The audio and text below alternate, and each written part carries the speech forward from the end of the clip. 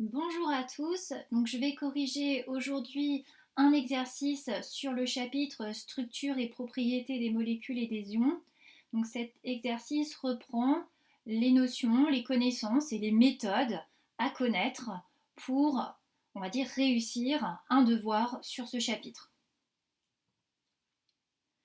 Alors, donc on te parle, il s'intitule le trifluorure d'azote et il a pour formule brute NF3. C'est un gaz toxique utilisé comme graveur chimique en microélectronique. Et on te demande de déterminer le nombre d'électrons de valence de cette molécule. Pour déterminer le nombre d'électrons de valence de cette molécule, il va falloir déterminer le nombre d'électrons de valence de chaque atome composant cette molécule. Donc ici l'atome d'azote et l'atome de fluor. À ta disposition, tu as un tableau périodique réduit. Les nombres en dessous représentent l'électronégativité de chaque élément. On en aura besoin plus tard dans l'exercice. Donc à partir du tableau périodique réduit, pourquoi réduit? Puisqu'il manque ici les éléments de transition, tu peux tout à fait déterminer le nombre d'électrons de valence d'un atome. Donc pour ça, il suffit de regarder dans quelle colonne il est placé. Donc ici, on a l'atome d'azote. 1, 2, 3, 4, 5. Il est dans la cinquième colonne. Ça signifie qu'il a 5 électrons de valence. Et puis le fluor, il est dans la septième colonne du tableau périodique réduit. Et dans ces cas-là, il a 7 électrons de valence. Donc tu as le nombre d'électrons de valence pour un atome d'azote et pour un atome de fluor. Maintenant, pour avoir le nombre d'électrons de valence pour la molécule, eh bien, tu vas prendre le nombre d'électrons de valence pour l'azote et plus 3 fois le nombre d'électrons de valence du fluor. Et tu trouves 26 électrons de valence. Alors, ensuite, après avoir donné le nombre total de doublés, donc ions et non-ions, établir le schéma de Lewis du trifluorure d'azote. Alors, pour trouver le nombre total de doublés, tu as besoin du nombre d'électrons de valence de la molécule. Et tu divises ce nombre d'électrons de valence par 2. Donc ça veut dire que dans la molécule, il y aura 13 doublés, liants, non liants. Donc maintenant, pour déterminer le schéma de Lewis du trifluorure d'azote. Donc j'ai juste remis ce qu'on avait trouvé à la réponse précédente. Et je vois que l'azote a 5 électrons de valence et le fluor 7 électrons de valence. Et je sais qu'un atome veut acquérir la structure électronique du gaz noble le plus proche. Donc nous, on a l'azote et le fluor. Le gaz noble le plus proche, c'est le néon. Et le néon, il a 8 électrons de valence. Donc, l'atome d'azote va devoir gagner 5 électrons et l'atome de fluor 1 électron. Et pour gagner des électrons, eh bien c'est simple, il va devoir partager, c'est-à-dire faire des liaisons covalentes ou des doublés liants. Et on sait qu'un doublé liant, eh bien c'est une mise en commun de 2 électrons de valence. Alors, pour pouvoir gagner 3 électrons, il va devoir donc faire 3 liaisons covalentes, ou bien alors 3 doublés liants. Alors que le fluor, eh bien pour gagner un électron, il va devoir faire une liaison covalente ou un doublé liant. Donc comme c'est l'azote qui doit faire le plus de liaisons, je vais le placer au centre. Et je vais placer les électrons de valence de l'azote autour de l'azote. Donc il en a 5. Et on a vu qu'il devait faire 3 liaisons, 3 doublés liants. Donc je vais faire ces 3 liaisons. Donc on voit ici qu'il reste 2 électrons solitaires qui vont s'apparier et qui vont former un doublé non liant. Donc ainsi, l'azote aura une structure électronique stable puisqu'il sera entouré de 8 électrons. Pourquoi? Parce que 2 électrons dans son doublé non liant, et puis 2 électrons dans une liaison, plus 2 électrons dans une autre liaison, et donc 2 électrons encore dans une autre liaison. Donc ça fera 8 électrons. On a 3 fluors à mettre et on sait que le fluor fait une liaison pour être stable. Bon, bah tout simplement, je vais le mettre au bout de chaque.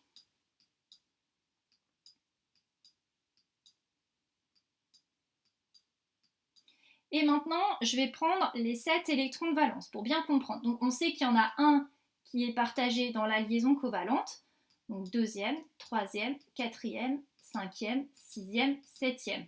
Et donc ces électrons, eh bien, ils ne vont pas s'apparier avec d'autres électrons d'un autre atome, ils vont rester entre eux et faire des doublés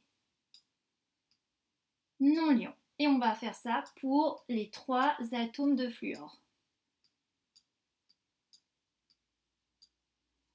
Et ainsi, on aura, donc ici on a 4 doublés, plus 4, ça fait 12, plus 1, 13 doublés. On a bien 13 doublés dans notre molécule comme c'était calculé. Et puis on peut regarder aussi la structure électronique maintenant de chaque atome. Donc l'azote, on a vu qu'il avait 8 électrons autour de lui. Le fluor, il a 1, 2, 3 doublés non liants, donc déjà 6 électrons, plus 2 autres électrons, puisqu'il il se lie, il fait une liaison covalente. Donc il a bien 8 électrons de valence autour de lui, il est stable. Maintenant, il faut déterminer la géométrie de la molécule. Alors la molécule, je vais réécrire. Donc je vais pas mettre les doublés non liants sur le fluor. Alors, quand je vois cette molécule, eh bien, je vois ici que l'atome central est l'azote, puisque c'est lui qui fait le plus de liaisons. Et cet atome d'azote, il est relié à 1, 2, 3 atomes et il porte un doublé non liant. Et dans ces cas-là, quand on a un atome central qui est relié à 3 autres atomes et qui porte un doublé non liant, eh bien la molécule va adopter une géométrie pyramidale à base triangulaire. Donc c'est ce que j'ai mis. L'atome central, c'est l'atome d'azote. Il est lié à 3 atomes. Il porte un doublé non liant. Donc on a bien une pyramide à base triangulaire. Ah, cette molécule comporte-t-elle des liaisons polarisées et il faut justifier. Donc dans cette molécule, on a vu qu'il y avait un seul type de liaison, la liaison azote-fluor. Et pour savoir si une liaison est polarisée, eh bien, il faut regarder la différence d'électronégativité entre les 2 atomes qui composent cette liaison. L'électronégativité, elle est donnée dans le tableau et ça représente la capacité d'un atome à attirer vers lui les électrons. Plus l'électronégativité est élevée, plus cet atome va attirer vers lui les électrons.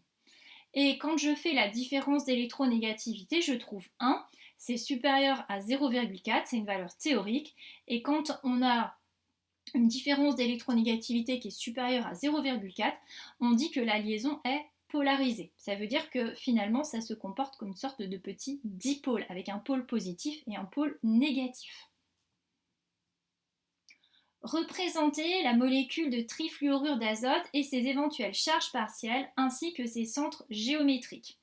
Donc on a vu que cette molécule, elle avait une géométrie pyramidale à base triangulaire. Donc je vais représenter la pyramide à base triangulaire.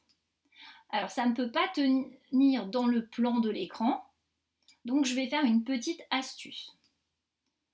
Alors, je vais la relier à un atome de fluor, qui aura ces 3 doublés non liants. Et puis, je veux représenter ici un atome de fluor qui va venir devant. Alors, pour le représenter, pour qu'il vienne devant, je vais le représenter ainsi. Désolée. Et puis, je vais représenter un atome de fluor qui va aller comme derrière l'écran. Et pour ça, je vais le représenter ainsi.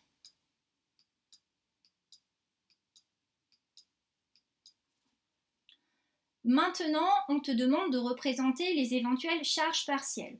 Donc, on a vu que la liaison azote-fluor était polarisée et que l'atome le plus électronégatif, c'était le fluor. Ça veut dire que c'est celui qui a tendance à attirer vers lui les électrons. Donc s'il attire vers lui les électrons de la liaison, eh bien comme les électrons sont chargés négativement, le fluor va être chargé négativement.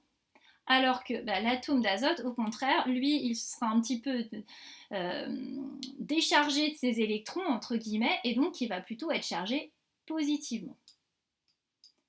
Et ce qu'on vient de voir pour cette liaison, eh bien on peut le voir pour toutes les liaisons. Donc c'est pour ça que je vais mettre une charge partielle négative à chaque atome de fluor. Et comme j'ai 3 charges partielles négatives, eh bien j'aurai donc 3 charges partielles positives sur l'azote. Maintenant, on te demande de représenter les centres géométriques. Ça veut dire, en gros, on veut savoir où sont situées globalement les charges partielles positives et où sont situées les charges partielles négatives. Alors, pour les positives, je vais me mettre en rouge. Bon, c'est simple, hein, les charges partielles positives, elles sont situées sur l'azote. Donc, ici, on aura le centre géométrique des charges partielles positives. Et puis, pour les charges négatives, je vais les mettre en vert. Alors ici, on a un triangle. Donc, eh bien, les charges partielles négatives, elles vont être au centre de gravité de ce triangle. Alors bon, c'est pas évident, hein, le centre de gravité de ce triangle, il est à peu près par là. À peu près, hein, chacun le voit peut-être placé un petit peu différemment. Donc déjà, moi au moins ce que je peux voir, c'est que les centres géométriques des charges positives et négatives ne sont pas confondus, c'est-à-dire qu'ils ne sont pas au même endroit. Et donc, ça va me permettre de répondre à la dernière question, que dire de la polarité de cette molécule et de justifier. Donc, qu'est-ce que je sais? Je sais que pour qu'une molécule soit polaire, eh bien, elle doit avoir des liaisons polarisées. Le trifluorure d'azote a des liaisons polarisées. Il a 3 liaisons polarisées. Et en plus, les centres géométriques des charges positives et négatives eh bien, ne doivent pas être confondus. C'est le cas. Donc, on peut conclure que cette molécule, elle est polaire. Donc, c'est ce que j'ai mis. Elle contient des liaisons polarisées. Les centres géométriques des charges positives et négatives ne sont pas confondus. La molécule est donc polaire. Voilà, j'en ai terminé avec cet exercice. J'espère que ça t'a aidé sur ce chapitre.